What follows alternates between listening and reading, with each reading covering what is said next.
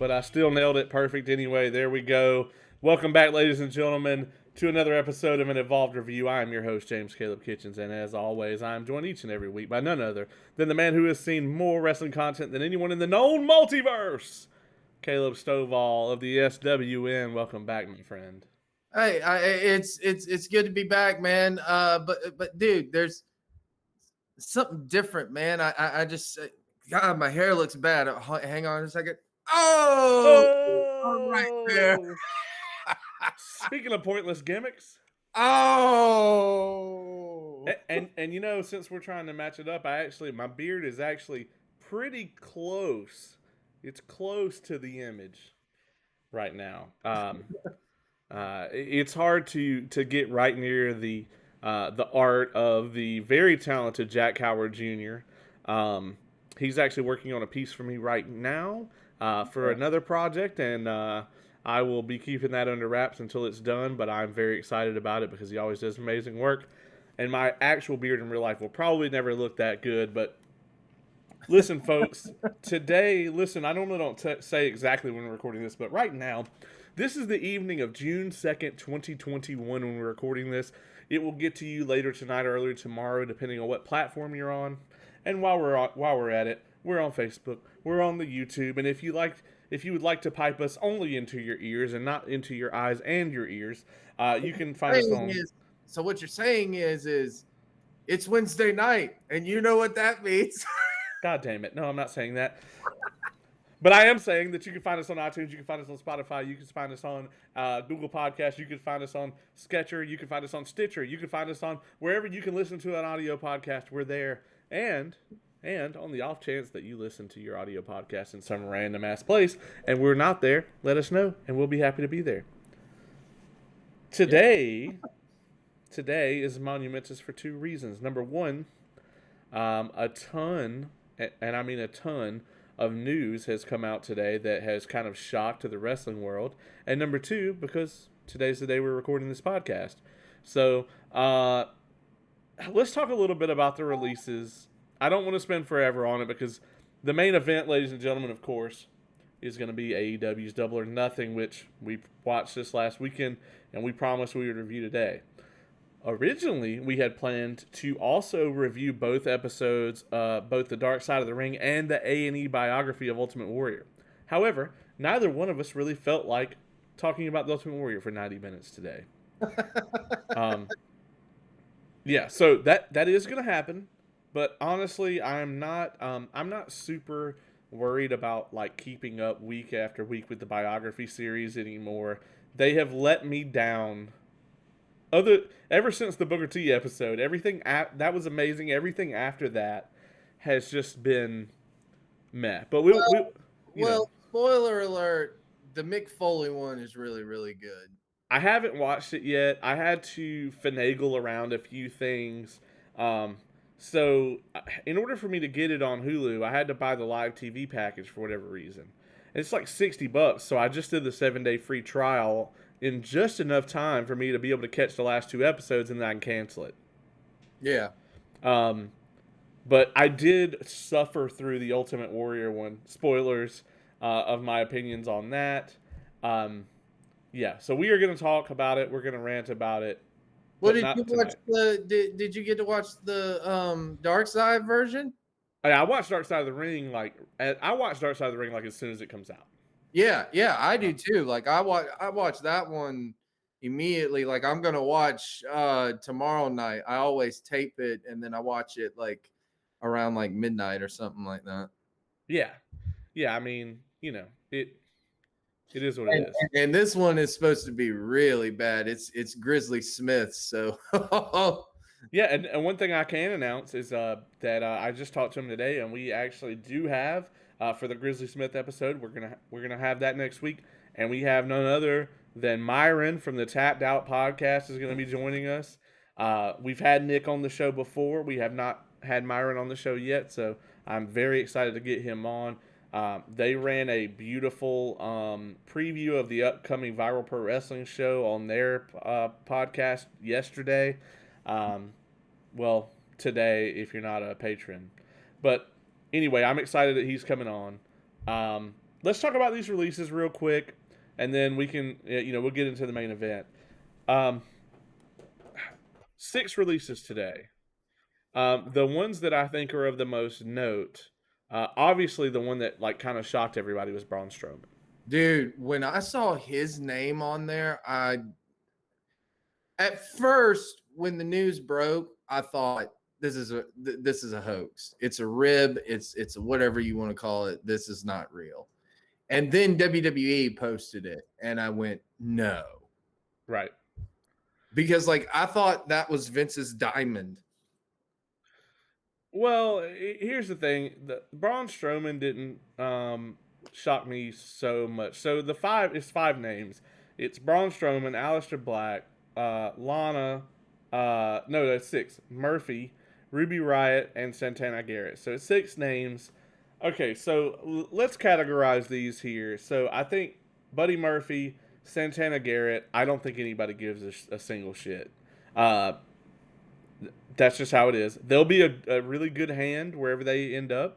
If it's MLW, if it's I mean, I don't think either No, one of them will be in Ring of Honor, but I think that she'll be like an asset to some to one of the women's division out there. Like I think that she's done stuff in the past, basically, like yep. on the independents.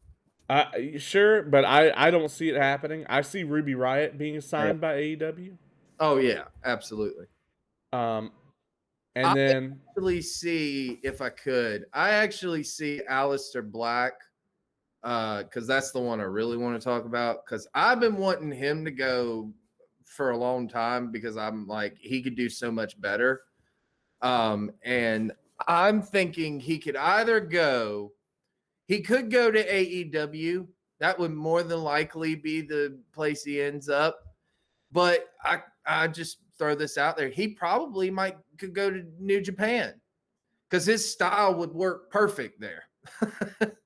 I I think I mean here's my thing. I think Buddy Murphy, Santana Garrett. I don't think they're guaranteed at any of the national companies. I could see Buddy Murphy and NWA, whatever the hell they're doing, if they're Impact doing anything. Wrestling. All right, sure, yeah, that I forgot about Impact. So let me rephrase that. I don't see either one of them getting signed at AEW. That's what we're really talking about here. Let's be honest. Yeah. Ruby Riot will be signed with AEW. Their women's division. I don't like Ruby Riot personally, but she has a fan base. AEW's women's division is it's not a mud hole that's been stomped dry. It's like a damp spot on the ground where someone dropped a drop of water one time, and it was Britt Baker versus Thunder Rosa in the desert. That's what the AEW women's division is right now. So they could absolutely use Ruby Riot. I also think AEW will pick up Lana and put her back with Miro, despite the fact that they don't need that. Well, I mean, it's just natural. Everyone knows that they're married, so Agreed. because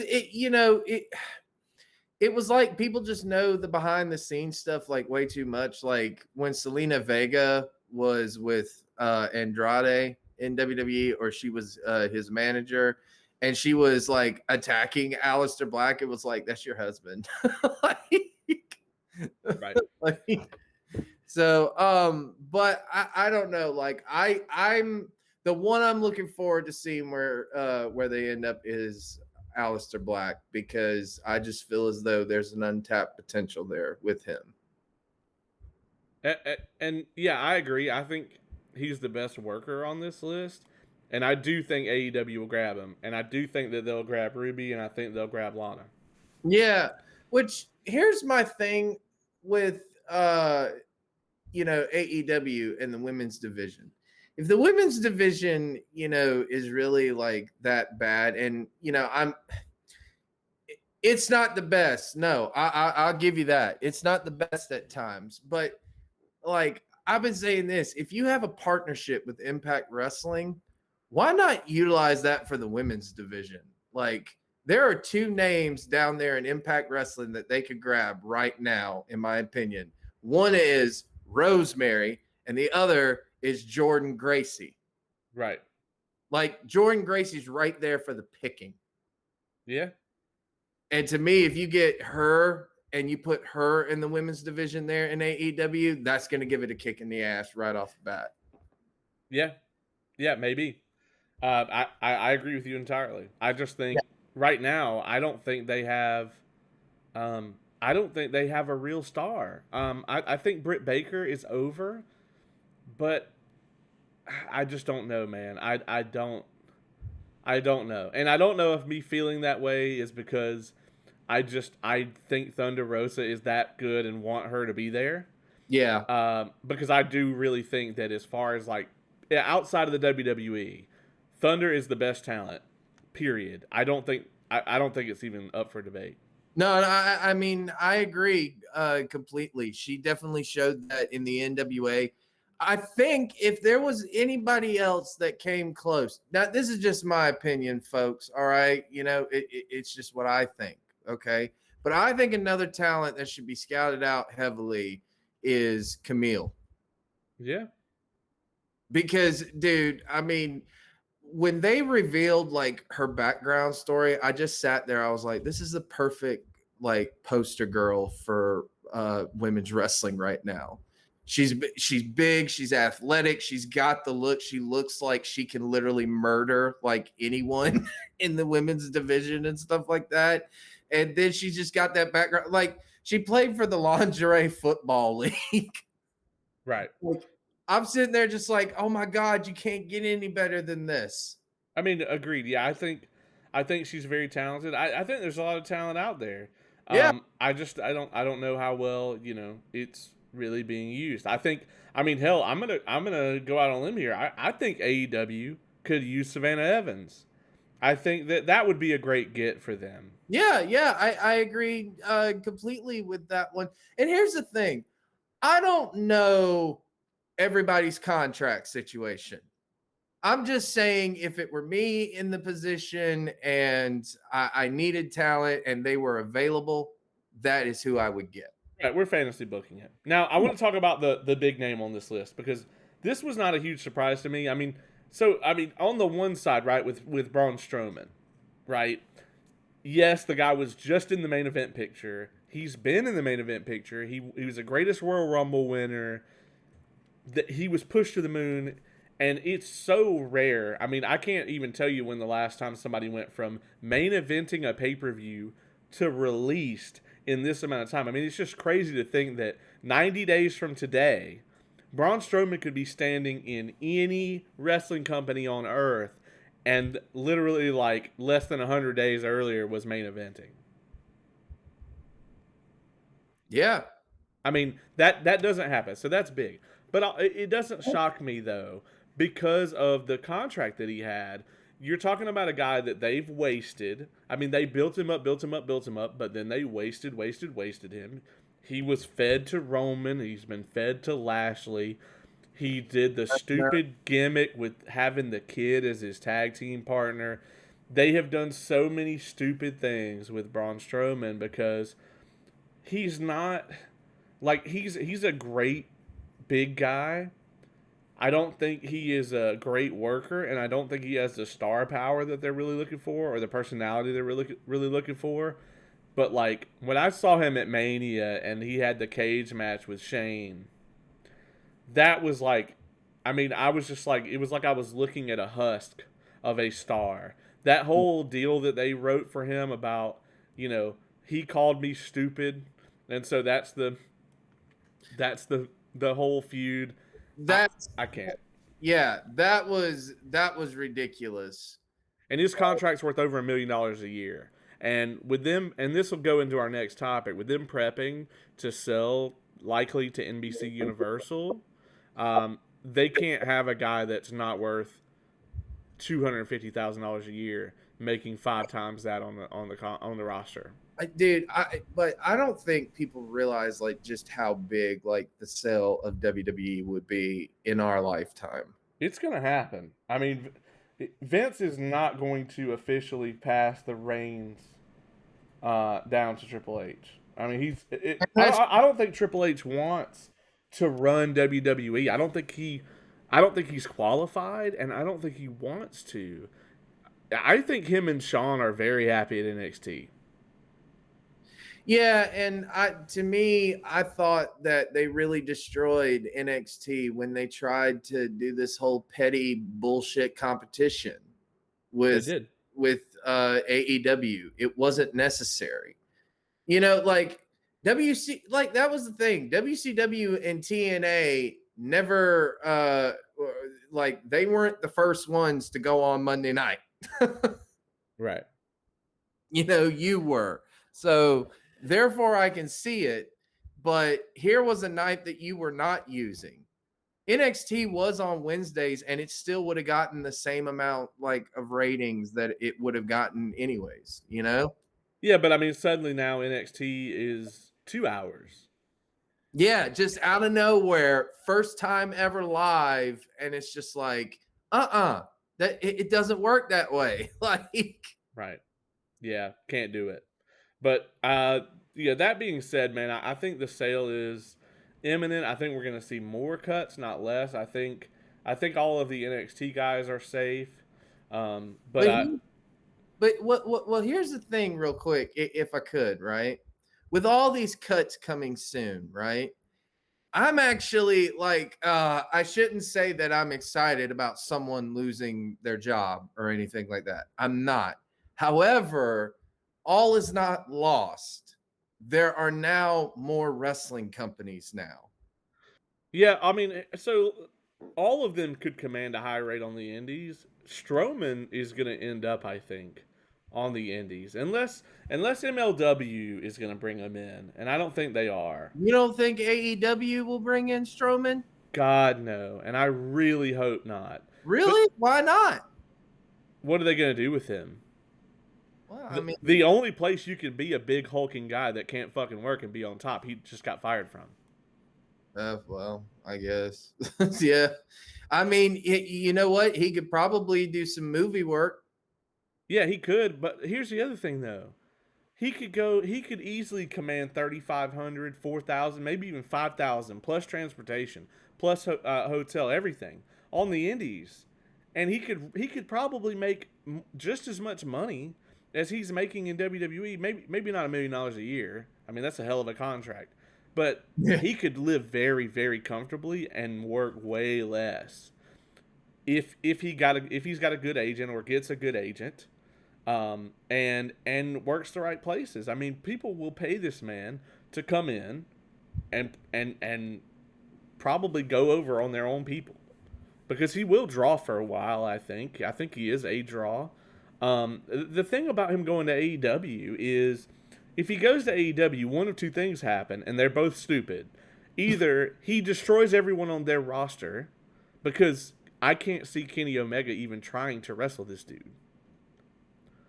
Their whole roster is small. I mean, they are. Yeah. Except for like Lance Archer. I mean, they could bring him in for a one-off thing and let Lance Archer go over on him. That's a possibility. But I mean, other than that, either that or they do bring him in full time, and he gets beat up by a bunch of guys that are my size, and that'll be even worse. Yeah. AEW doesn't need him. They need Alistair. They need Ruby. That's who they need. I agree. Like and if I'm a wrestling company out there, I'm immediately going for Tommy N. Yeah. Tommy Bold.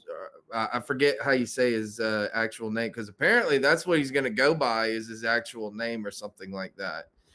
I don't know what he's going to do, but if I'm a wrestling company out there, that's my first draft pick out of all this. Well, we got 90 days before anybody can really do anything right now.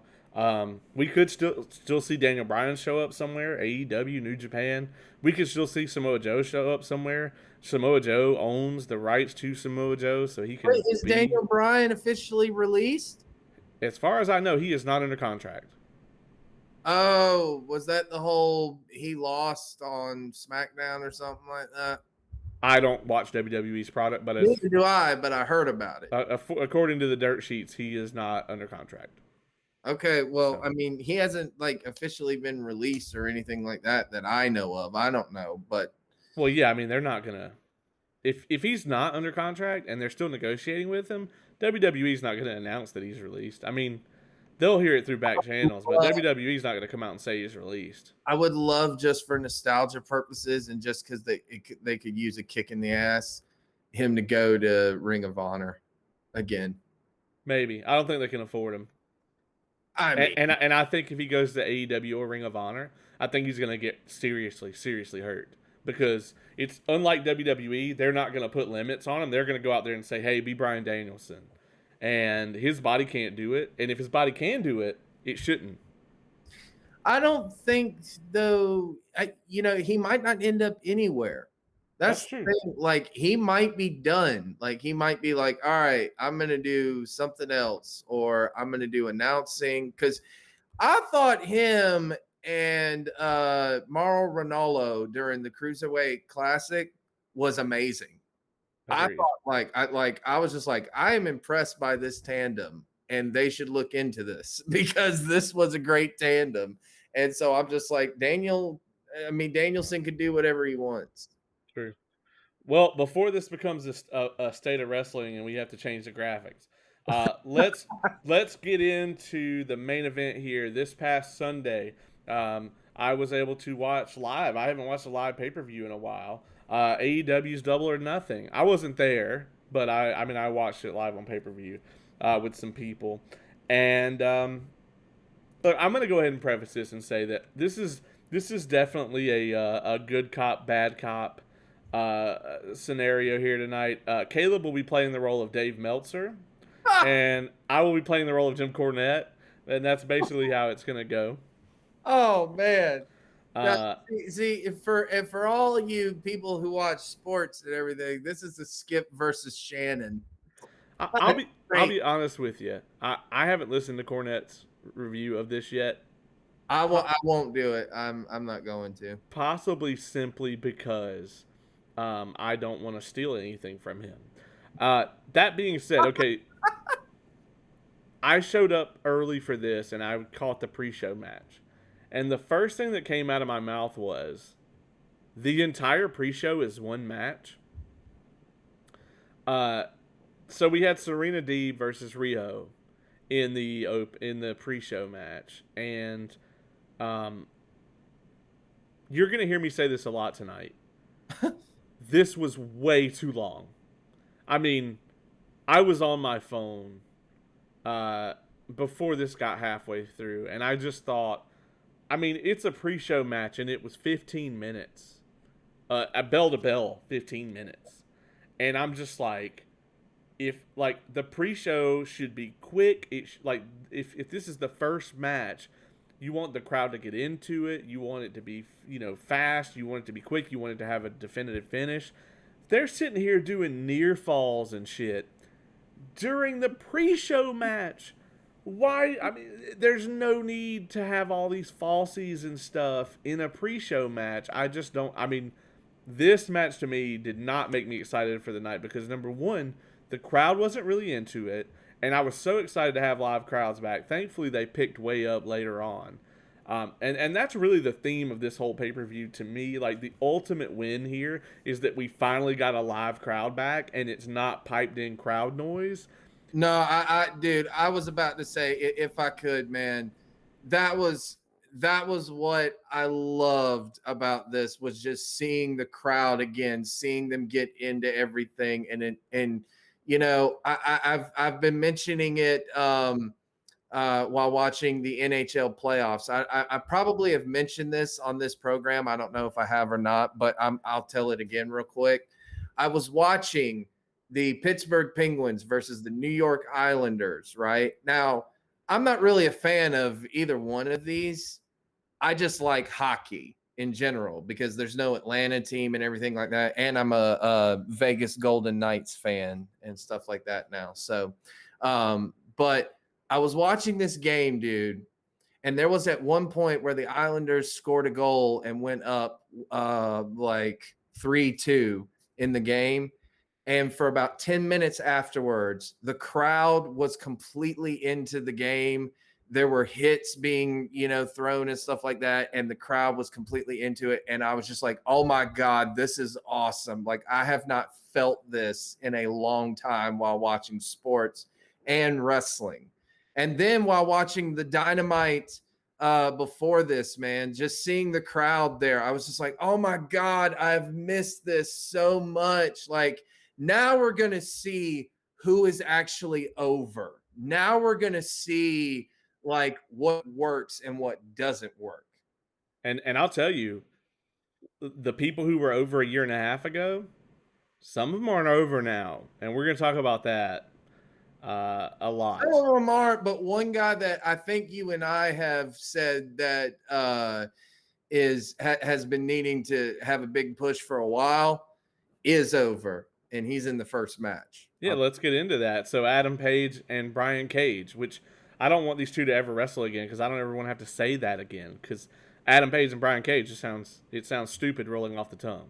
Oh, well, okay. If you're talking about for that reason, I Yeah. guess. But Uh, yeah, I mean they got Brian Cage, Adam Page, Christian Cage. I mean, there's just yeah. can we get a little variety here? This match, Well, Adam Page at least. this match, I loved the beginning and I loved the end, but they had a match on Dynamite not too long ago, right? These two. um I don't remember exactly. I think they had it at Blood and Guts, maybe. I I don't know. no, I don't think it was. All right, well, it was on. I don't watch Dynamite either. Okay, it was on a Dynamite recently. Doesn't matter. And in that match, it was just them doing a bunch of moves to each other, and Brian Cage, I thought, got way too much offense in. And I thought that was the same thing here. I thought that, like, the opening couple minutes of this match was good, and then I feel like we got a long, drawn out sequence of just moves being done because they're cool looking moves, and, like, there wasn't a real story being told. And then at the end, I thought that they picked it back up and like the ring psychology kicked back in, and Adam Page got his comeback, and the crowd was like really into it, and I really loved the finish. The them like trying to steal each other's moves was cool. I always like seeing that. That's always a cool little like storytelling element that's good in a feud, I think. Yeah, yeah, I really like that too. And I was gonna say before we talked about this matchup, I can't comment on the pre-show. I didn't watch the pre-show, so I Well, only watched the pay-per-view. So I really wish that I had not watched the pre-show. However, when we get to the main event, you'll have to tell everybody about that because I haven't seen it. So there is that. So I saw the pre-show and you didn't, and you watched the stadium match and I didn't. So uh, I didn't watch. Yeah, so it was. So let me say this about this whole pay-per-view, man. This entire thing is way too fucking long. It's 10 matches if you include the pre-show, and the pre-show went on at I believe 7:30, and at 11:40 I got in my car. I was in Augusta. I drove back to Atlanta at 11:40, and that's when the main event, the Stampede match, started. And that is just yes. I guess I for some reason I didn't realize time when I was watching it. I guess, but Yeah, it was like 12:30 when this thing. Watch it live and stuff like that. I had to watch it later on. It's like 12:30 when this thing went off. Whole thing's way too long. Well, They either need to actually make some people adhere to times, or they need to cut like 2 matches off. all right. Well, and we can talk about that in a little bit, but I want to get back to Page and Cage. Yeah, see, it sounds dumb when you actually say it. I'll admit it does, but hey, whatever. But I'll say this, dude. That reaction that Hangman got when he came out, that was huge. Yeah, I love the pop that he got. That reaction is why I'm just like, okay, see, this is why now we need to go with this guy. This is the guy that we need to go with. Well, him and Jungle Boy, which hey, we'll talk about. One of the things that I really loved about this, this whole thing is like that's what I was really watching for is who's getting big pops and who's not. And because they've just been booking whatever they want to book, all the real big companies have that are normally, that are televised, because they don't know what the people at home think. Exactly. I was about to say, like, you can't fault them for that because it's like, how do we entertain you with no crowd and like no way of knowing who actually is over, you Oh, know? I'm not faulting them for it. WWE was doing it when people were in the building, Yeah. so you know. Yeah. It's like, oh, our top babyface is being booed by like 99% of the audience. Whatever, you know. Next town, we'll do I, it again. I agree, but I mean, I'll admit I did think that the opening match was a little bit too long. But for the most part, I liked it just because the crowd was into every minute of it. Well, let's talk about things being too long. Let's go on to match 3. Uh, This match, the Young Bucks versus Eddie Kingston and John Moxley. This match was 21 minutes bell to bell, Jesus, I and realized it was that long. okay, so once again, I don't want to beat a dead horse. The match is too long. There's too many falsies. They're doing shit just to do it. What the fuck? Where's the psychology? Where's the story? Do something besides just a bunch of random moves to each other. And I felt like this entire match was just an absolute fucking spot fest. At like 2/3 of the way through the match, the Young Bucks actually hit the Meltzer driver, stupid ass name for a finisher. They hit the Meltzer driver to the outside onto the ramp. Mm-hmm. And that's not the finish. I'm like, are you going to get a gun and shoot him in the head? Is that, I mean, what's the finish going to be? I mean, there was just so many things. And it And busted him open. yeah, there were so many things in this match where it was just like, well, I mean, is that going to be the finish? No. Oh, we have to get another near fall. And yeah, I thought even John Moxley's, I don't know if they were intending, if he was intended to get busted open on this. But like the blood looked really like, it just looked cheap. Like he like bled a little bit and then it was gone. And I don't know. I mean, I guess you really can't like blade or hardway yourself if you're planning to bleed for 22 minutes. That seems like a good way to die. So, or a bad way to die, depending. And so, yeah, I'm not really. I think that out of everything on this entire card, if we don't count the pre-show, I hated this the most. I did not like it at all. But I don't like the Bucks. Not in AEW. I liked them once upon a time, but now I just feel like it's just self-indulgent bullshit. I like them better as heels, but here's the thing: they've acted this way the whole time. Even when they were baby faces, they acted like arrogant pricks. Yeah. Yeah.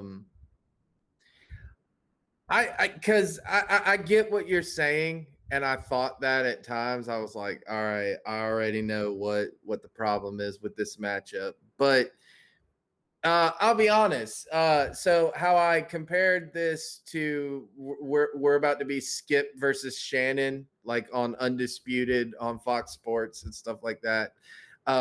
Whereas Skip is very biased, obviously, to the Dallas Cowboys. I'm just gonna admit I'm very biased towards John Moxley. Like I'm a John Moxley mark. I love him because I like the fact that he can do anything in wrestling, basically. And what I mean by that is like, dude, if you need him to do a regular matchup, he can do it. If you need him to do a brawl, he can do it. If you need him to do a death match, he can do it.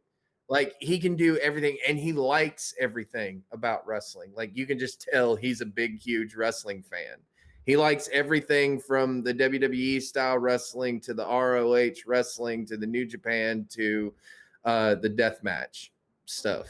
Like he just likes it all. He's like me. I like him.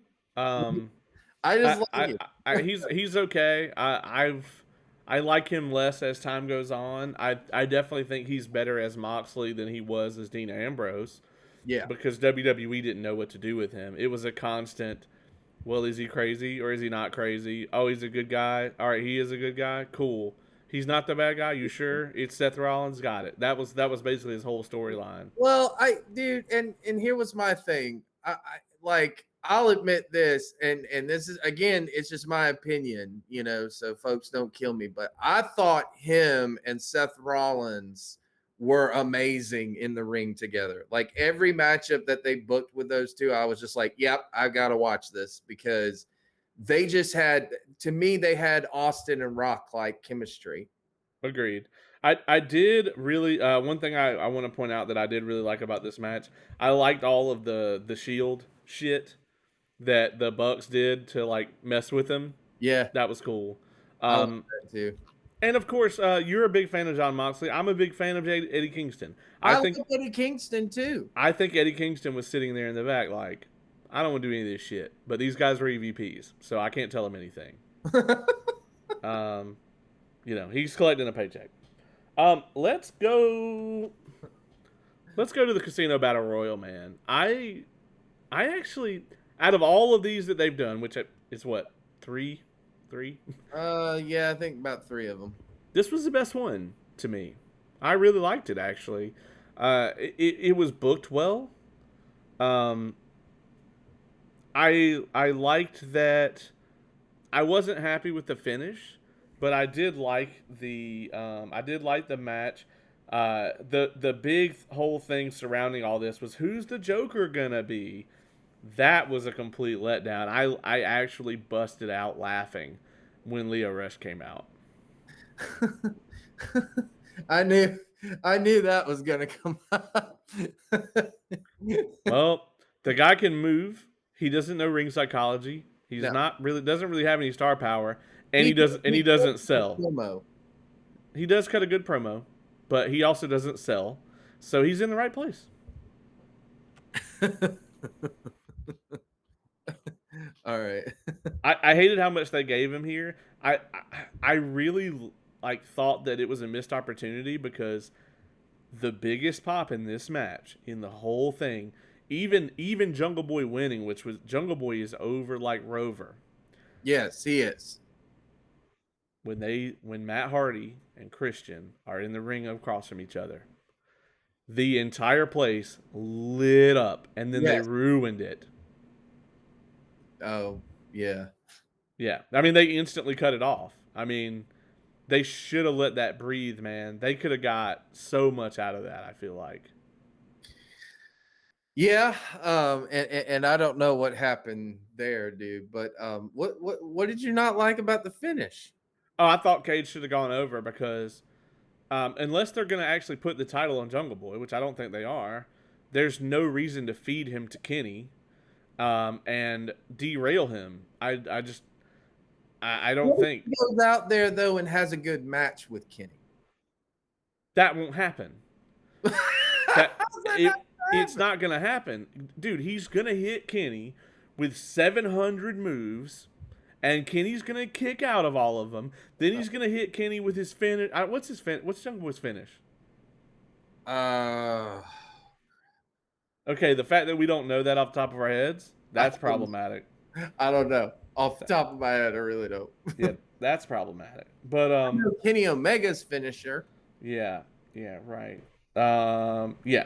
So anyway, he's gonna probably hit Kenny with his finish off the top rope, and then Kenny's gonna kick out of it clean. And so no, it will not be good for Jungle Boy. It will be good for Kenny Omega because that's how all of these things go. That being said, I think Jungle Boy's a star. I just think Christian should have won because I think then Jungle Boy can continue to rise, and Yeah. then you can put Christian Cage in a short feud with Omega that sells tickets. People will be interested. Cage can actually work with the man and can tell him no, and then you don't have to put the title on Cage, even though I would pop real hard for that. Of course. But Cage also doesn't lose anything by losing to Kenny Omega. It actually helps Kenny Omega and AEW and doesn't damage Cage in any way because he's Christian fucking Cage. Yeah. Well, okay. I'll give you that. No charge for the free booking, Tony. I get, I, I, I'll give you that, but we don't know what their plan is, kind of thing. Okay. Okay. Like I get that, but I'm just saying, like, I mean, we don't know what their plan is, but I I think they're doing the title match like next week. I think, oh, damn it. Well, thanks, AEW. Um, I can't make a damn point worth shit. Yeah. Yeah.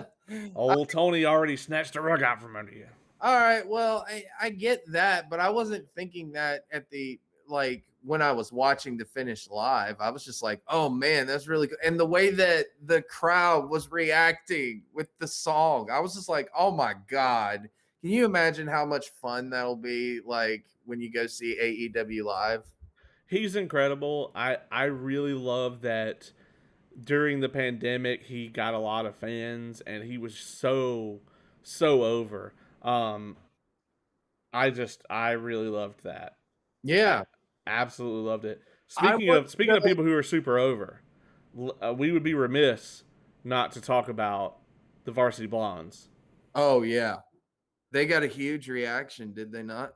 Yeah, I mean, I think that's probably bolstered by Dark Pillman Side. Jr.'s Dark Side of the Ring. Well, his dad's episode, but him being on it. Not to mention, the both of them are just super talented, and Yeah. I really hope that they do something with them. He still has a lot to learn, and I could tell that when he fought Darius. I mean, Right. he's still got a long ways to go, but for where he is right now, I mean, he's incredible right now. So, and I think if you get him in a good program, but I like the Varsity Blondes. I like them as a tag team right now. Yeah. They're really good, and if you needed a strong babyface tag team to go up against the Bucks, that's who I would do. Agreed.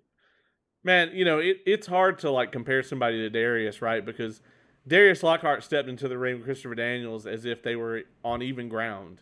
Yeah. And Shane Taylor and all these I mean, he's that guy that can do that. And so, yeah, I mean, Pillman Jr. is definitely not a spring chicken. He's definitely been around.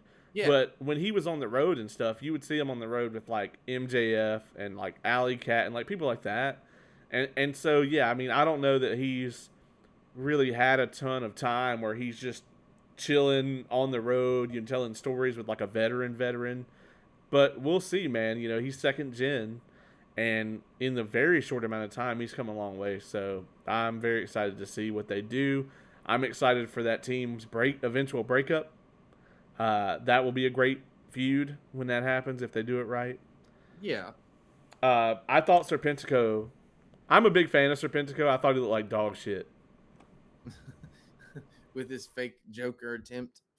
Yeah, man. Like, I don't know what he's doing, dude. Because like, Serpentico was like the guy to get on the indies for a while, and I just don't know what he's doing now. Like, we don't really know each other or anything, so I don't think. I mean, if this is back to him, whatever. I don't care. I don't let my position in indie wrestling affect what I say on here. Clearly, but I just don't. I mean, I don't know what he's doing. I'm glad he's there. I'm glad he's making the money. It's not that, but I mean, like, he's kind of coming across like a poor man's Blanco Loco right now. He's kind of coming across like great value Blanco Loco, and that's a huge compliment to Blanco. And it is, yeah, man, he needs to step it up because Serpentico just a few years ago, like I said, was off the charts. I don't know. I can't comment on that. I Uh, was like, here's my thing. I'm not the biggest fan of battle royals. Me either, but I mean, I'm they just are really there. not because I think that they're overdone, and I think it's a very like I don't want to necessarily use the term lazy, but in ways it can be. Like it's very much an attempt to just get a bunch of talent in one place. I like it if it's Rumble style and it's Yeah. booked well. Yeah. It's got to be booked really well, and booking a Rumble is hard, man, because you have to literally sit down and say, okay, this is when this is gonna happen, this is gonna happen, this is gonna happen. Okay, I've got guys that are just cannon fodder. I've got guys that can't be eliminated. I mean, it has to go really right, and you have to book way into the details. And it takes a talented booker to book a good rumble. It Yeah. can't you can't be the kind of booker that's just like, okay, well, I'm gonna put these two guys together because they can wrestle. You can't be that guy. You have to be thinking story, creative, and you have to be involved in the match. Yeah. Um, that Well, be and I get it, but like the only Rumble I really like is the Royal Rumble right. because it's a staple in WWE. So like, you can't help but not like it. But even when they do like other battle royals, I'm just like, why? You already have the Royal Rumble. Right. Yeah. Like Um, okay, next match. yeah. I gotta talk about this one, man. I'm a big Cody Rhodes fan. Let me just say that off the rip. He did not, and I mean did not get a reaction that it was not even in the top five. No, he really didn't get that big of a reaction. I'll admit that. You go back to Revolution last year or 2019, and you compare that reaction to what he got here. It's night and day, man. Yeah. Yeah, I'll agree because I'll even admit I'm like, what has he done? He's booked himself into the ground. And I promise you that fucking terrible promo and his defense of it on the internet did not do him any favors. What terrible promo is everyone talking about? So he cuts this promo basically insinuating that because he's going to have a biracial child that he is going to bring about the end of racism. and and it was not only was it incredibly tone deaf, but there have been thousands of like multiracial children born in the United States. It was like it was it was absolutely just hard to watch, and it was just like, what are you talking about, Cody? And it didn't make any sense at all. And it was like, I'm gonna end racism, so I tell you what, when the pay-per-view comes around, I'm gonna beat up a black guy. That's how I'm gonna do. I like, what the fuck? I mean, he didn't say that, but it was like that was what he was. I don't understand what, no one understands what he was trying to say. And then Okay. when everybody comes out on Twitter, even like the hardcore AEW faithful, and they're like, Cody, this promo makes no sense, dog. Like, please shut the fuck up about this and just stick to wrestling. And he's like, well, we focus group tested that promo and it tested very well. And so then he opens this new can of worms where everyone's like, wait a minute, you didn't come up with that off the top of your head? I thought the promos in AEW weren't scripted. You mean to tell me you're writing the promos down and running them by focus groups? Oh my What the fuck kind of WWE shit is that? And then he backpedals again. He's like, no. I didn't mean focus groups. I said focus groups, so that's not what I meant. It was bad, dude. He should have just shut the fuck up. Okay, so I didn't know any of that because a lot of the times I don't follow a lot of internet bullshit. I'll just be honest. Well, Like that should explain the reaction to you. I mean, and I get that now. But so okay. And the fact of he is now calling himself the American Dream. Yeah, Ah, your reaction says it all to that. I was gonna ask what you thought about that, but I don't need to. I would be okay if he did it 10 years from now and earned it between now and then. Yeah. But yeah, anyway, I I look and I get all of that. Wow. I just I didn't know about all of that. I just think that, to me, he should have either been the top heel or the top baby face. I thought in Ring of Honor, if you go back and you look at his Ring of Honor world title run, I thought that was the best anyone's ever used him agreed. because Um, he came up with like the Ring of Honor, like that ring that he used, like MJF wears and stuff like that. Yeah, right. that was the Ring of Honor. He came up with that in ROH, and I thought his world title run there was just incredible. I thought, yes, the people like. Here's what I've always said. Like, here's what I think is interesting that you can do nowadays that people don't do enough. Right? Is Cody was getting cheers from the crowd, but he was still a heel. Like Brandy was interfering, he was breaking the rules and stuff like that. He was phoning injuries and stuff like that, and then being like, "Ha, look at me, I'm fine. You know, I just cheated," and stuff like that. You know, doing typical chicken shit heel. But the crowd still liked him, but they still went with it. You know, and it's like, why isn't he booked like that in AEW? Well, I think at the start they tried to book him like that, but after the Cody versus Dustin match, they realized like, okay, well everyone's just going to cheer for me, so they turned him baby and they did the whole thing with MJF, and he makes Great. huh? Which was great. Yeah, but he makes that stupid stipulation. Yeah. I'm not going to challenge for the title because I am one of the owners. So I don't want to do that. So I'm going to make this stipulation where I'll never challenge for the title if I lose. And then I'm going to lose. And then they drop that storyline off the fucking face of the earth. And it's done nothing but run Cody Rhodes into the ground. And then they fucking have Kenny Omega as the champion. Kenny Omega is just as much an EVP as Cody Rhodes. It's the same concept, except we liked Cody Rhodes. I would still prefer Cody Rhodes. Cody Rhodes to come out and talk about some cockamamie nonsense he has no business talking about every single week, and I would still prefer it than the guy that's wearing the belt now. However, none of that makes any sense. This match, I guess maybe they're trying to showcase Anthony Ogogo. Didn't do that great of a job. He was not ready to be at this level. I thought he looked good. Yeah. I thought he had some solid moves.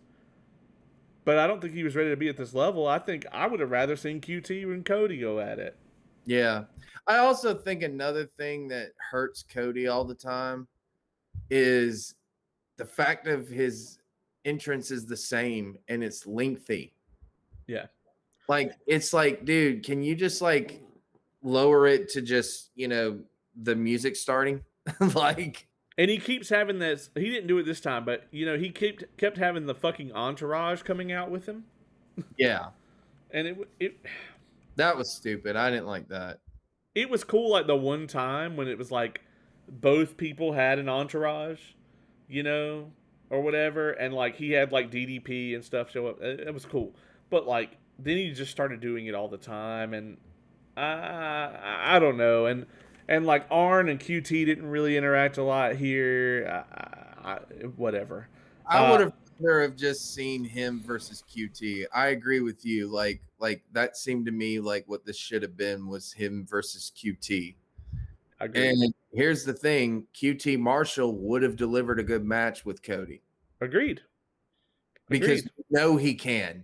He had a great match with Tracer X. Yeah, a fantastic match. It was amazing. It had psychology to it. Yeah, he's damn good. I mean, he trains a lot of these guys. Yeah. Okay, so here we start to pick up. All right, this is where I started to actually like get into it.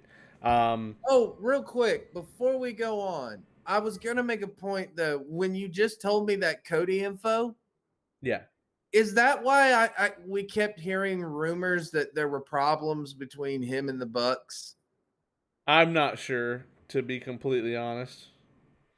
Because that seemed to be when that came out.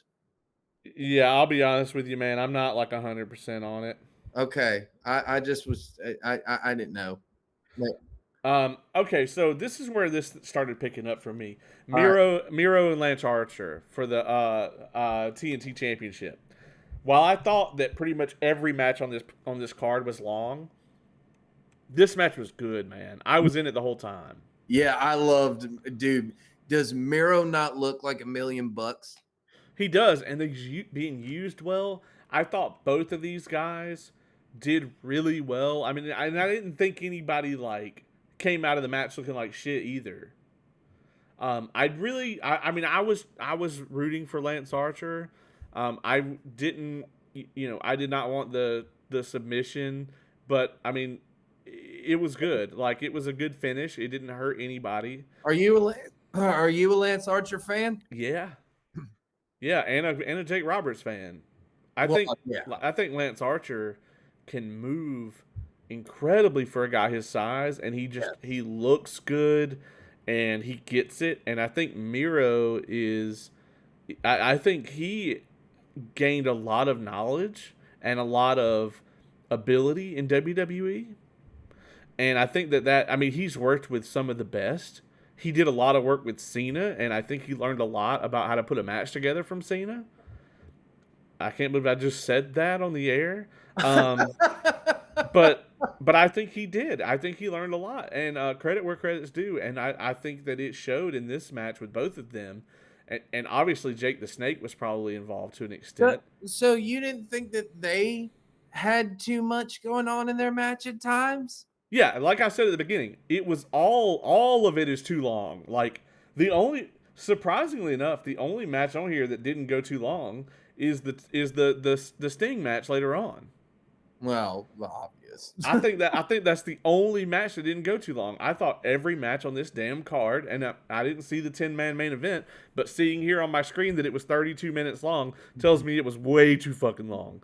Uh, but I did think that there was too much. I thought that for two men their size in this sort of competition, I thought that they didn't have to do all that. But the thing is, and this is where I don't blame them, we're 6 matches into this card, and here's a title match, right? Yeah. And people have already been hit with double team finishers onto the ramp. No, the Bucks was a title match as well. I understand that. Oh, but okay. but what I'm saying is you know the way the card is supposed to go is it's supposed to be a flow. You're supposed to ramp up, ramp up, ramp up. If you have a really big match, then you come down and you go back to the next peak. That's why you don't want to follow Shawn Michaels and The Undertaker. Uh, but anyway, that's where we're at here. And so after everything that has been done tonight, these guys can't go out there and have a 7-minute great title match because people have been thrown off of shit and hit with double team finishers to the outside and whatever the fuck Cody Rhodes and Anthony Ogogo did to each other and the 71 moves that they hit in the pre-show. I mean, so you have to an extent go out there and do some stuff. But yeah, I thought there was 2 matches worth of stuff in this. I thought they could have slowed it down a bit. I thought they could have sold some more things. I thought there were points in the match where they were just doing shit to do it.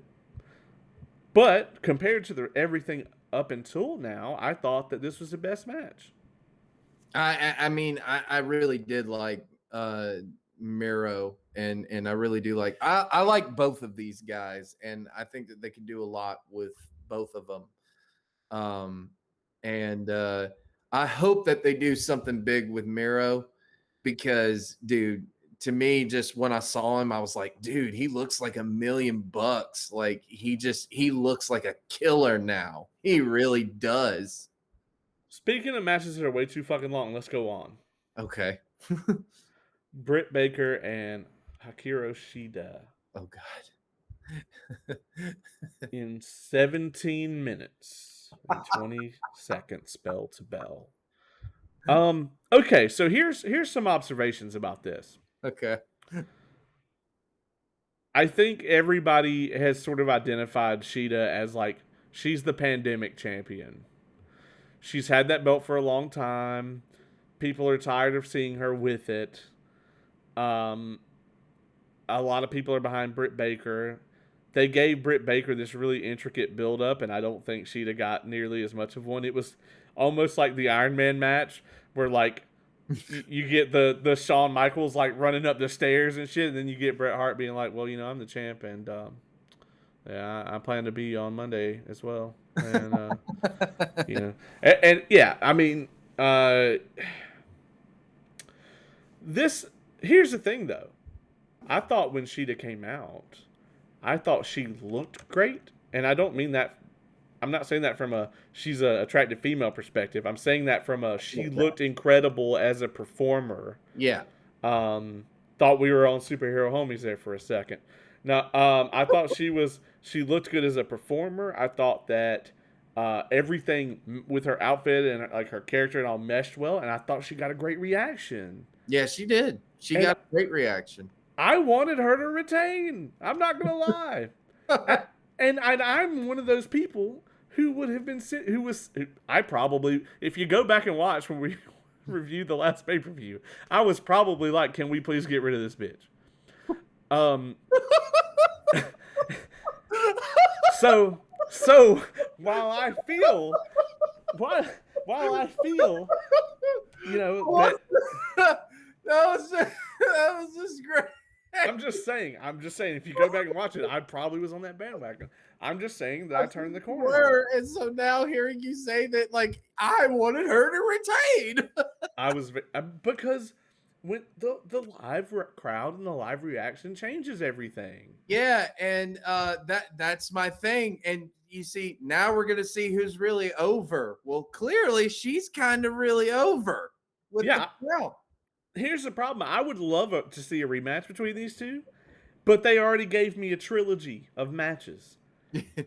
Holy shit, dude! This was the worst one when it comes to Can I? them just doing shit. Yeah, can I say this before we go into the matchup though? Because you were talking about the reaction to her. The reaction, if you notice, took her off guard It because did. she came out and she got emotional. She was like, "Holy shit!" Yeah, Like I she did was not too. prepared. That was awesome.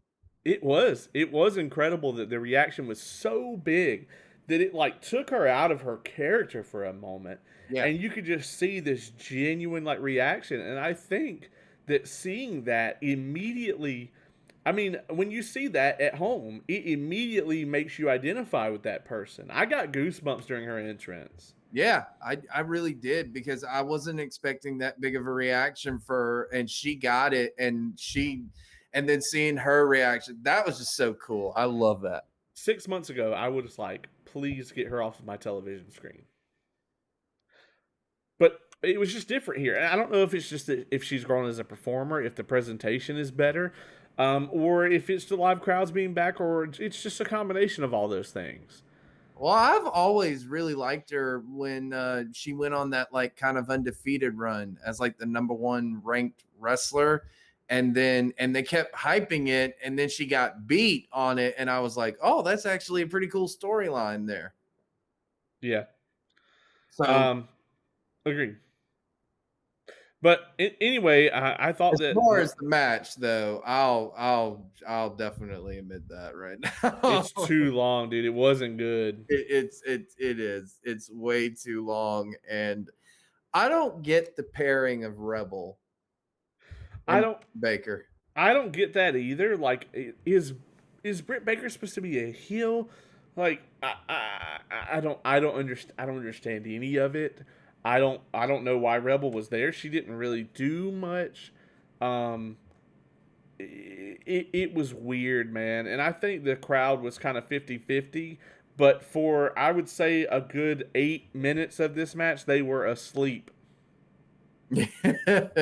They were definitely yeah. I didn't like this match whatsoever. I liked the entrance and stuff like that, and but like I was just like, all right, can we get to the finish of this? I was literally on my phone during a good bit of this, Yeah. and I would just peek up every now and then. I mean, this was just. I get that they want to do this big title change, right? But you didn't earn this big title change. Only thing that happened is she just had the belt for a long time, and everybody thought Britt Baker was going to win this thing. Yeah. So if that's what you're gonna do, there's no problem with doing something that makes sense, even if people expect it.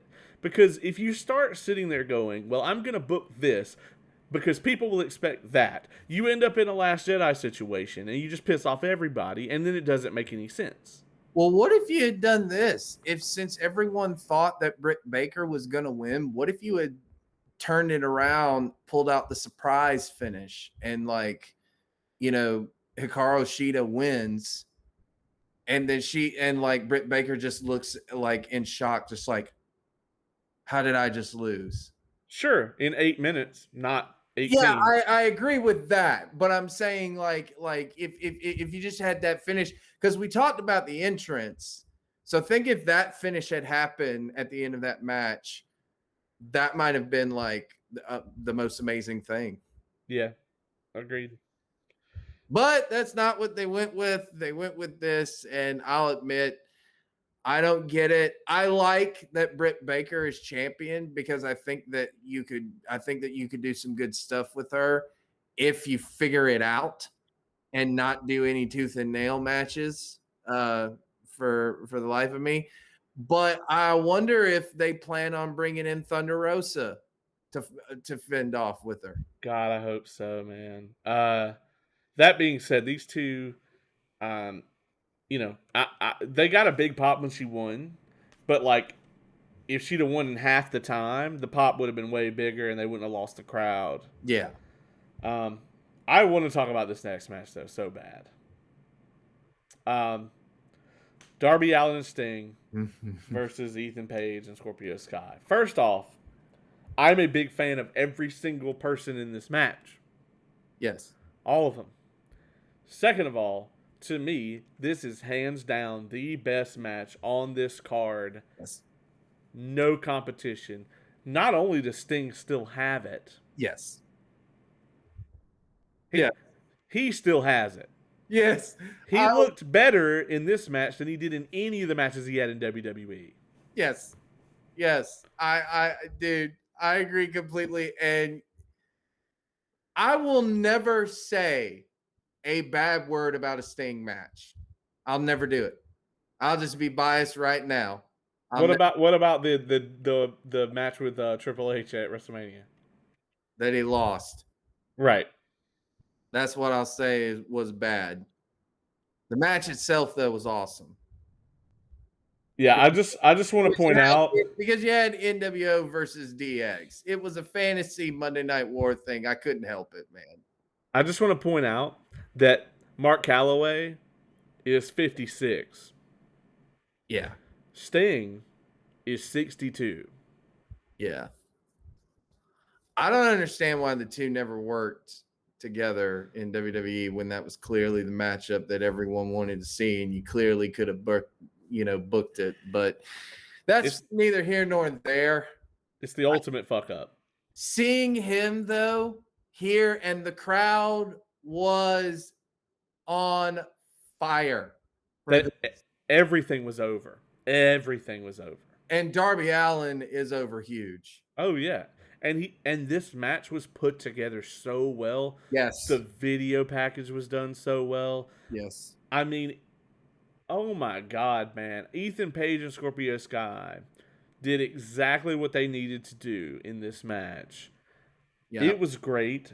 I loved it. I mean, this match to me was the best thing that I've seen in a while. It's the best thing I've seen since Sasha and Bianca at WrestleMania for sure.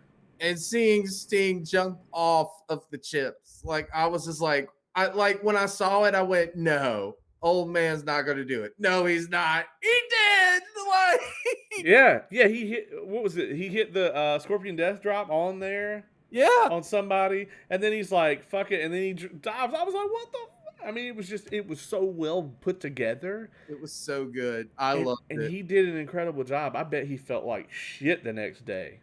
I bet you he didn't care though. Oh, I bet not, man, because everybody was talking about how he still had it. It's funny too because normally guys like him, if you look at it, he's cut from that cloth. Well, I shouldn't say he's cut from that cloth, but he had that same mindset at first when getting into the business, just like Goldberg and the Ultimate Warrior and stuff like that. Guys who were not really into wrestling. Like he didn't watch it growing up as a child. He never attended wrestling events. He just saw it and thought it was a good way to make money when he heard about Hulk Hogan. And that's how him and Warrior got into the business. But he learned the business and he actually fell in love with the business. Yeah. That's why he was so loyal to WCW, because he wanted I shouldn't say that's why, but it just, man, like seeing him in this matchup, it was amazing. Like it was so good. I loved it from start to finish.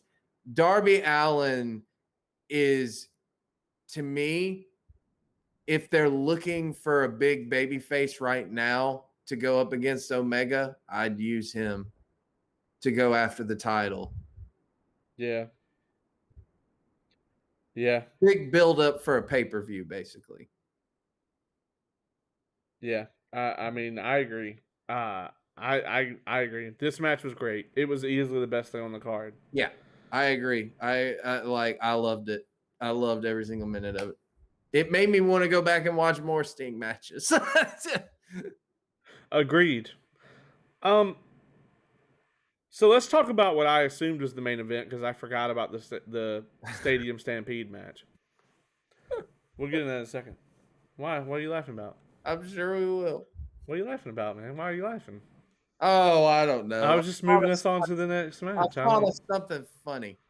Oh, okay, cool. Well, yeah, man. So, yeah, why don't you go first? What did you think about this triple threat? Triple threat. I was skeptical about it at first because one, I don't like triple threat matches in general unless it is Chris Benoit and Shawn Michaels and Triple H. That's fair. Or Christopher Daniels, AJ Styles, and Samoa Joe. Okay, that one I give you two. I keep forgetting that one because that one's so good. I forget that that's a triple threat match. Both of them. They did it twice. Three. Oh, that's right. That's right. That's correct. Technically three. They want you to think that it was two, but no, it was three. That's correct. That's Because correct. well, one didn't headline a pay-per-view. Right. So that's why they say that. But no, it's technically three. But yeah, I don't normally like triple threat matches. But dude, I love Orange Cassidy and I love Pac. I'm sorry.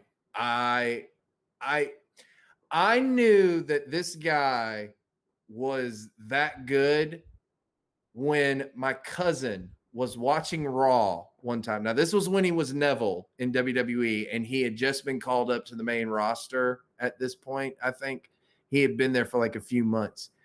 And Seth Rollins was champion. And Seth Rollins threw out this open challenge, blah, blah, blah. He accepts it. He comes out and he has a matchup with Rollins.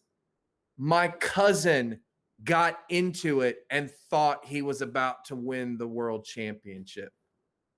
Yeah. My cousin does not watch wrestling. It's good, man. He's good. I thought I knew he was in it when he when he got his like front four teeth busted completely out when he was in NXT and still came back. Yeah. You know, the man is really really good. Yeah, he really is, dude. And I think, and oh my God, people might hate me for this, but I think JBL said it best. He said when he was talking about Neville, he said when Neville was in NXT and he came to the main roster, he was just this guy who did flips and stuff like that. Then he came back and he turned himself into a heel and he became King Neville. Now he's a character. Now he's someone I can follow. And then, like, he gets really well, he leaves WWE and he comes up with the Bastard. I'm just like, well, then that's just fucking perfect. Agreed. That's just perfect. That's all he needs to be. And he works so well with it. But again, I've always said that if you're if I show a non-wrestling fan a matchup or they just happen to catch me watching Raw and they get into it, then I'm just like, okay, then these guys are the best at this right now, because if they can get a non-wrestling fan into this, they can get anybody into it. Agreed. Okay, so this match is 27 minutes. Yeah, way too long.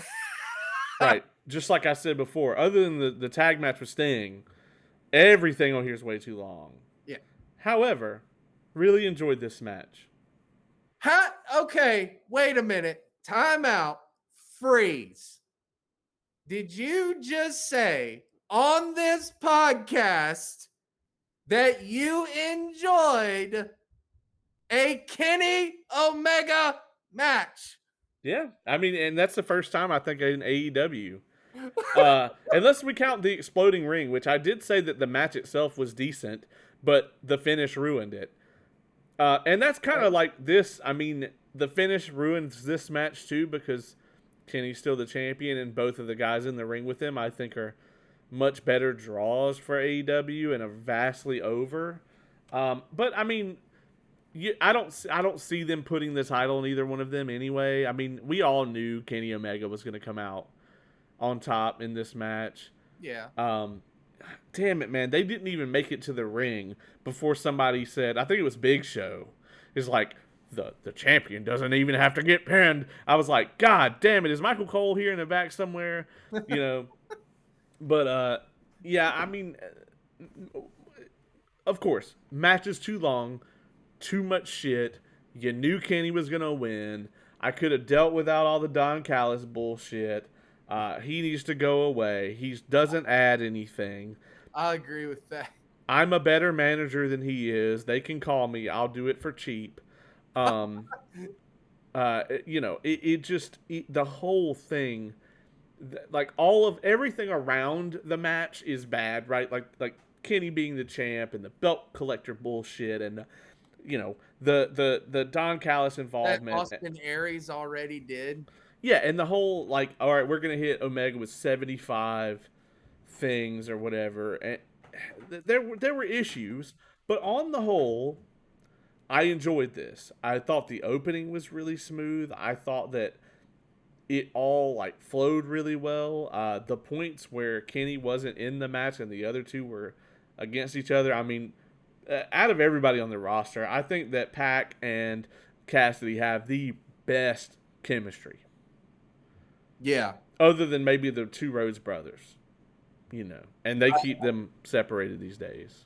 Yeah, I agree. Pac and Cassidy do really have good chemistry, and I think that they proved that when they put on like arguably one of the top matches of 2019, or was it 2020?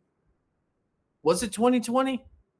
Yeah, I can't remember. I think I can't so. remember, but like when I saw that match, that was one of the most entertaining things I've ever seen. I agree though that there probably was a little bit too much in this matchup, but I mean the crowd was into almost all of it, dude, the whole time. So Yeah. and I dude, I I here's my thing, all right.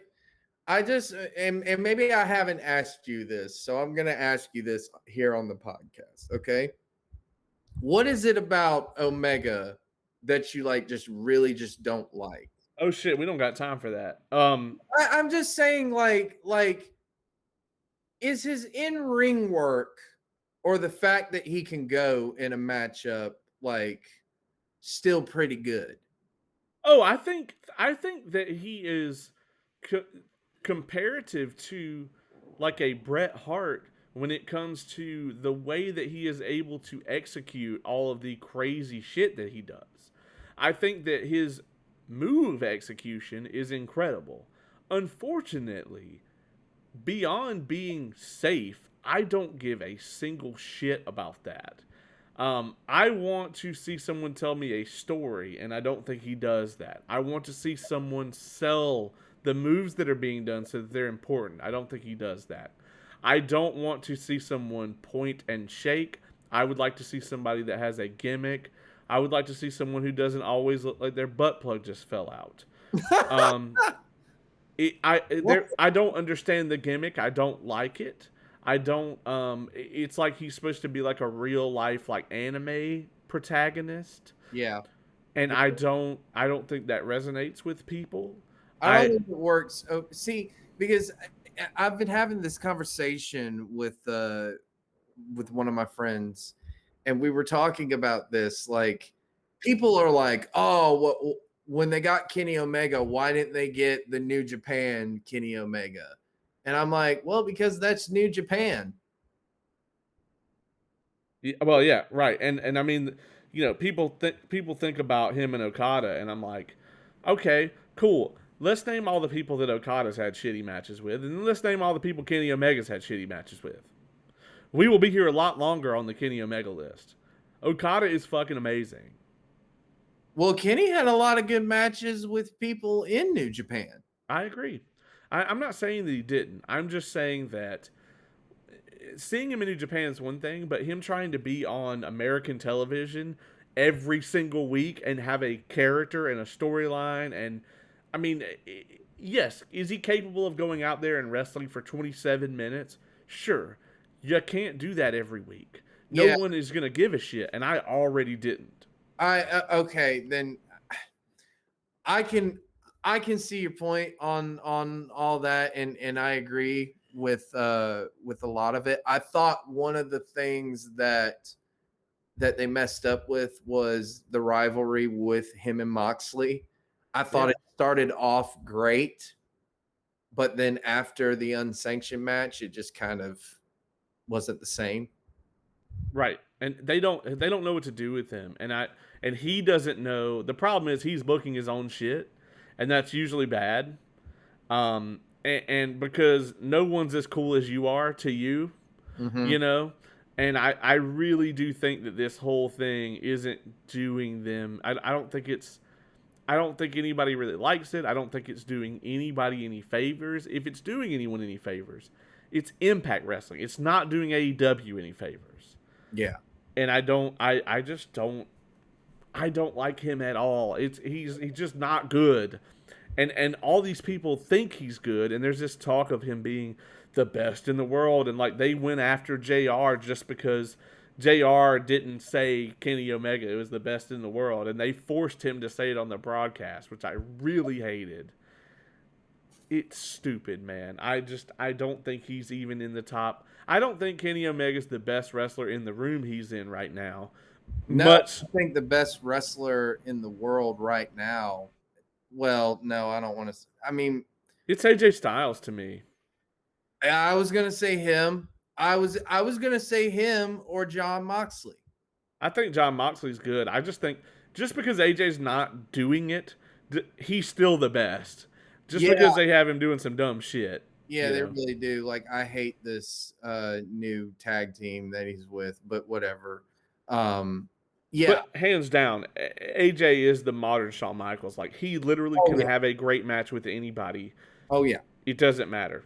He I he agree. he had a amazing match without a wrestling ring with a crippled old man. Yeah. Yeah. And there was magic. He did. And imagine if they could have gotten out in front of a crowd. So right. So this is where I departed. I was like, holy shit! There's a whole nother match. This whole thing's going on too well. I did not watch the Stadium Stampede match. I also don't fucking understand, especially. So here's the thing: I didn't know it was a Stadium Stampede match. I thought it was just 10v10 or 5v5, 10-man tag. And so I'm Yeah. like, cool. And then I'm like, then somebody was like, oh yeah, it's pre-taped. It's a Stadium Stampede match. And I said, wait a fucking minute. Why the fuck? They've been having matches in empty arenas for a year and a half. Why the fuck would you, on the first night where you can actually have a pay per view in front of a live audience, do some pre tape shit in an empty arena? It doesn't make any goddamn sense to me. Well, it might not when you hear it, but you had to watch it. Okay, well, tell me about it because I didn't see it. Okay. All right. So so I did watch it because as you know, I consume more wrestling content than any of you, and I can watch anything wrestling. So I watched. Are you gonna go to sleep on me? No, no, I'm just, I'm listening. Oh, that's not right. Anyways, but okay, so I'm not gonna go over the whole match or anything like that. But the pre-tape stuff, are you snoring? No, I was moving my mic closer to me. I thought you were snoring. like for a minute. Oh my god, that's funny. But anyways, it sounds weird when you talk about pre-tape stuff, but here's the thing, it ends up in the arena. So it starts in the stadium like it did the first time when they did the first one, and then but this time it ends up in the arena in front of the fans. Okay, so that makes a lot more sense. Yes.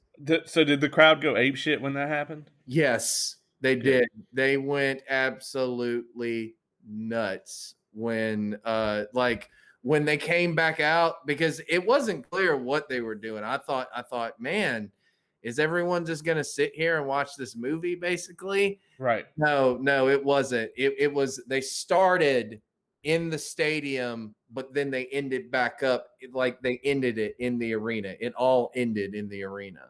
Because that's what they had been doing. Is they had been doing this stuff where you come pay to sit and watch Yeah, yeah, stuff on makes the TV screen. well, again, I think, look, I think the cinematic matches, I've called it before. The only reason that people were doing cinematic matches was because of the pandemic. They had no choice. They were like, look, we can't just present like everyone in an empty arena like Right. the whole time. We have to change it up.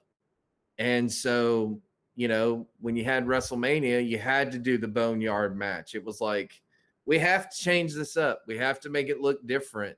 You had to do that during certain pay per views, or at least they felt like they had to.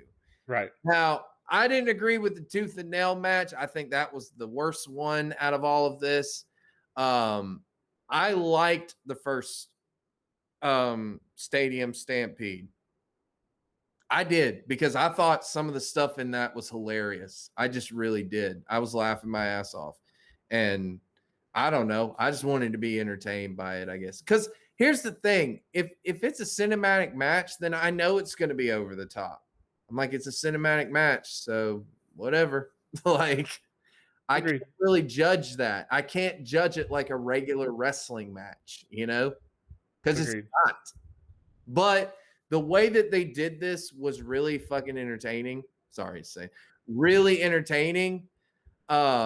Because they actually had an appearance from Urban Meyer, the brand new Jacksonville Jaguars head coach. Oh, nice. And that was hilarious. It ended up in his office at one point. They were battling in his office and shit. So there was just a bunch of funny stuff. There was some funny cameos in it. I forget who else was in that. But yeah, dude, I kind of really like the way that they did this. And it got a lot of praise online. Actually, a lot of people liked it. Cool. And I'm not saying like, that's anybody's cup. That's not my cup of tea, by the way.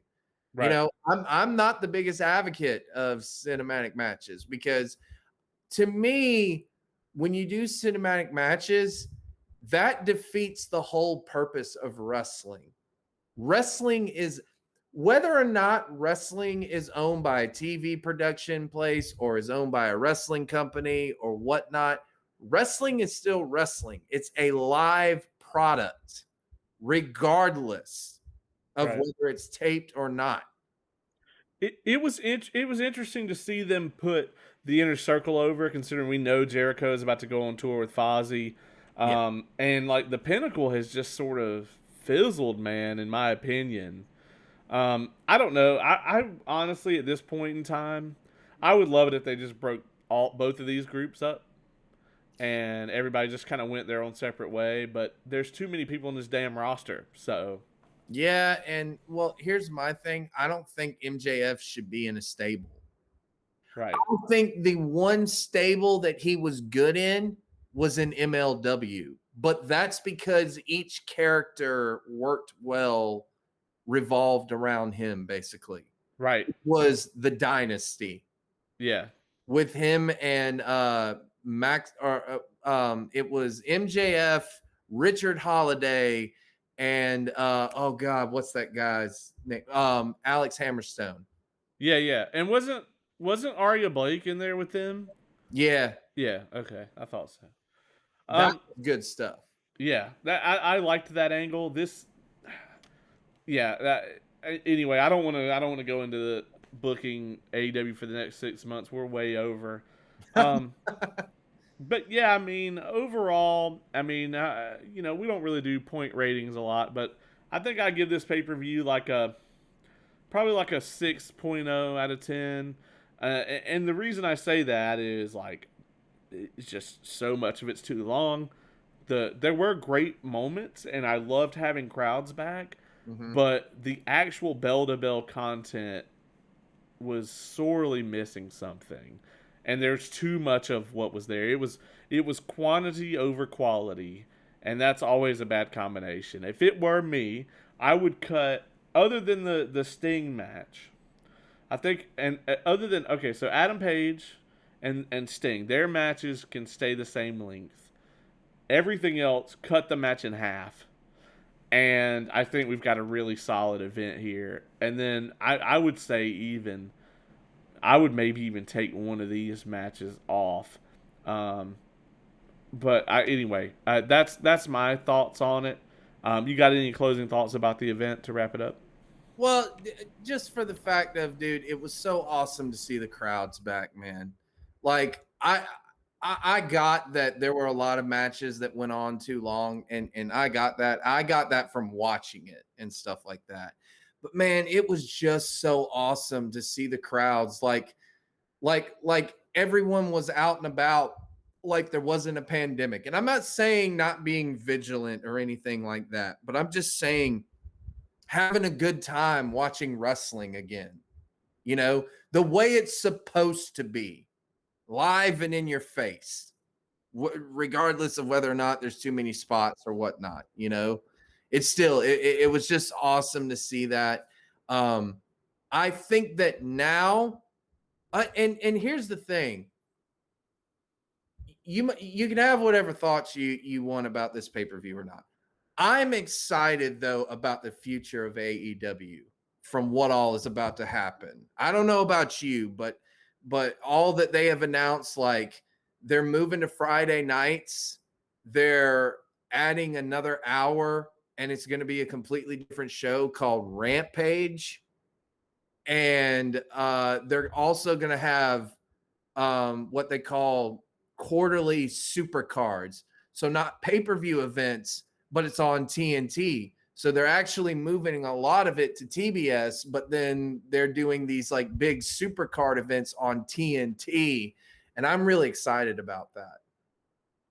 Yeah, I mean, here's the thing, man. I think AEW has a lot of potential to go up. The problem is the booking to me is so subpar, and that has to be corrected. And I'm hoping that maybe now that they have in front of live crowds again, Yeah. that they'll start listening to them again, Yeah. and that will correct a lot of that. And that was what I was going to ask you. Like now that they're going back on the road now, like I think a lot of that will pick up.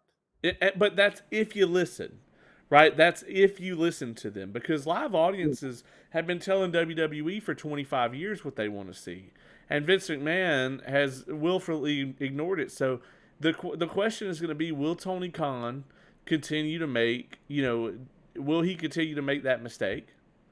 Will Cody Rhodes and the Young Bucks and Kenny Omega, are they going to put AEW success over their own personal success? Because I feel like we're getting to a point where that's going to have to be a decision that gets to be made. Um, I hope that answer to all of that is that AEW will improve and go in the right direction now. That's what I want them to see because I'm very critical of AEW. But I also know that we need a competitor to WWE, Yeah. and just forcing and willing that into existence is not going to be enough. If it was, WCW would have never went under. It's got to be good and it's got to be able to draw an audience and it has to be able to keep that audience.